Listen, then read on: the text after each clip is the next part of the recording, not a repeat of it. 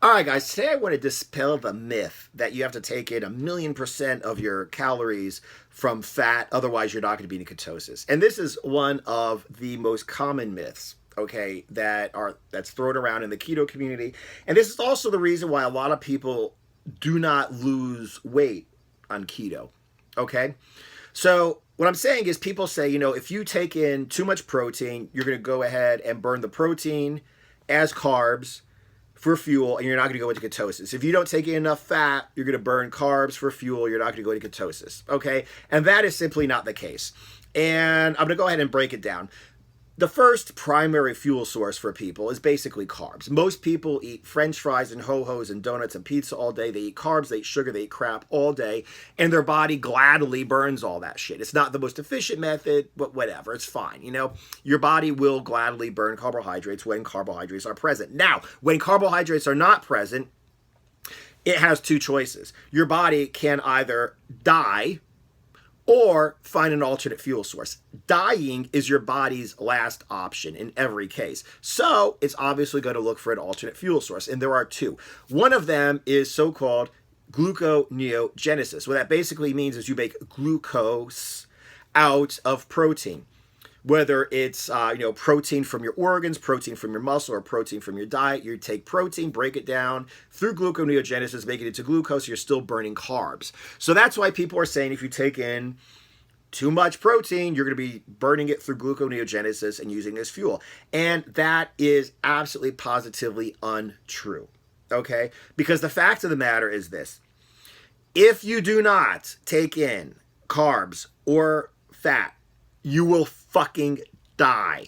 Gluconeogenesis is not a sustainable, efficient method of fueling your body. Okay? And I'm going to give you an example. Okay?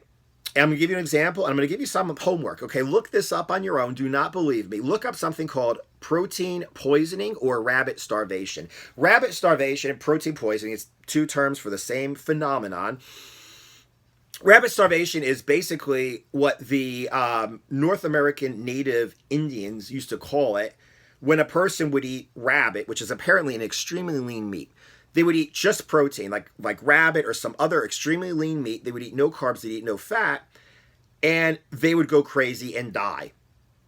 They were saying things like the more they ate of this pure protein, the hungrier they would get. The more they ate, the less they'd weigh. The more they'd shrivel up and starve and die, even though they were eating a lot of rabbit meat. Okay?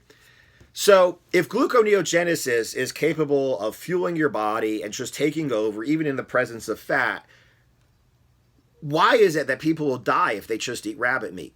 Why is it that protein poisoning and rabbit starvation exists? Why are they things? Okay? So it's not an efficient method of fueling your body. So no carbs. Your body's like, gluconeogenesis, screw that. That shit don't work. Then the other method is ketosis. Basically, your body takes fat, breaks it down into things called ketone bodies, and burns them for fuel. Now, the thing is this. You've always got fat. Okay? You do not have to take in 70% of your calories from fat and 20% from protein and 5% from carbs. Otherwise, you're not going to be out of ketosis. The fact of the matter is, your body will burn fat, even if it's just body fat, okay, as a way to fuel you, okay? So, I'm going to give you an example of that. There's something, I haven't done a video on it yet, but there's a diet called Dave Draper's tuna and water diet. Basically what you do is, it's a way to kickstart a diet, to mentally test yourself, just to start up a diet, lose a lot of weight real quick. What you do is you go 3 days on just canned tuna and water. You take a couple supplements, some fish oil tabs, multivitamin, fiber supplement, etc. But basically the food you eat is just tuna out of the can and water. You do that for 3 days straight before you start adding in other food. So I went ahead and I did this once. As everybody knows, I'm a carbohydrate addict, okay? I take a bite of carbs, it becomes a cheat meal becomes a cheat day. A cheat day, I wake up the next morning, got a carb hangover. The only thing that's going to make me feel better is to eat more carbs. So next thing you know, I got on a bender. I got 3, 4, 5 days just eating crap all day. So I did that one time, and I was like, isn't this an opportunity for me to try out Dave Draper's tuna and water diet just for the hell of it? And needless to say, the first day I felt like shit. My body's looking around for carbs, not finding any. And I just, my body just kind of felt sorry for itself. The next day, my body just felt even worse. It was either late the second day or early the third day. I don't remember. But all of a sudden, I was just like hit. It was like, this Pulp Fiction. I get a shot of adrenaline into my heart, and I just like woke up. Okay, mental acuity was up top. Energy levels were awesome. Mood was awesome. I hit ketosis. Like it hit me like, like just mainline adrenaline right into my vein. Okay, it was just insane. So why is it if you need to have like 99,000% of your calories come from fat, otherwise you're not going to be in ketosis, then why is it that eating nothing but tuna out of the can and drinking water for 2.5, 3 days straight got me into ketosis so quickly? Okay.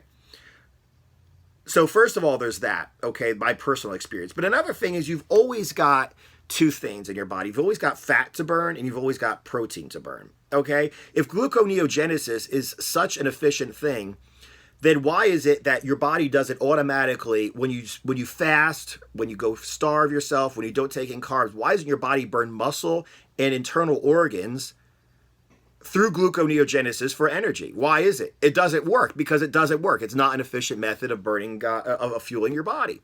Okay?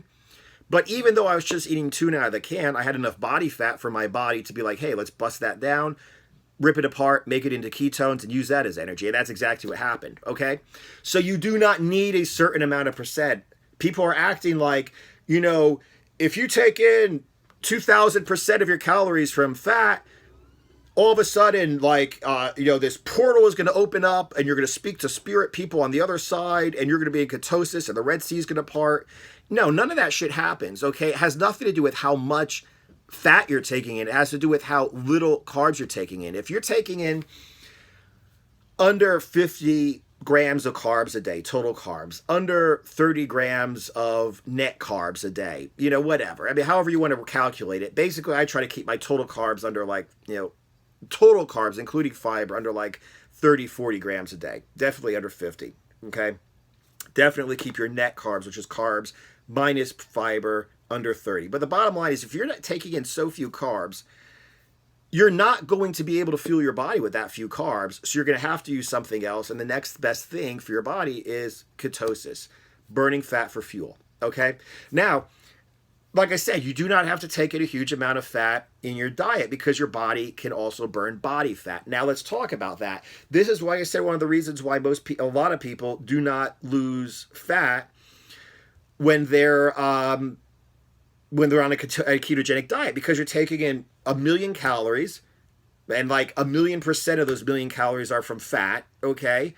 So why does your body have to burn body fat? If you take in more fat, more calories than you need, first of all, your body doesn't have to burn fat, okay? Your body doesn't have to burn fat because it's got body fat because it's got so much fat coming in the diet. Second, you're taking in so much fat in your diet and your food that you can store some extra, okay? So the way it works is this. You take in, like I said in my last video about how to create a diet, you take in protein to cover your body's needs for protein, okay? To protect your muscle, to protect your organs from being catabolized, and also to build more muscle, okay? To build more organs as they regenerate. So you need to take in protein. After that, the amount of fat that you take in depends upon the amount of body fat you have. I've had people, I don't do a lot of coaching, but I have had people that I have done coaching one-on-one with, and they went on the pure protein diet, which is not pure protein, but it's like very low fat keto. They've gone on that for like days and weeks, and they felt fine because they had so much fat. It was so easy for them to burn the fat that they didn't need to take in fat from their diet. Now, the leaner you get, yes, the harder it is to burn body fat. So the leaner you get, the more fat you need in your diet. Yes, the more calories you burn, the more fat you need in your diet. But if you have body fat to burn, you do not have to take in 75% or any crazy amount of fat. Okay, calories from fat. You can take in a lot less fat in your diet.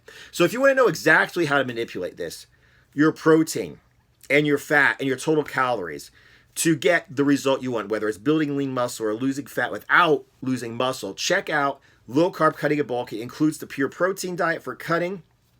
If If you're watching this in Instagram, go to my profile, click on the link, Low Carb Cutting and Bulking. If you're watching this in YouTube, just go ahead and click on the link below this video. I'll see you in the next video.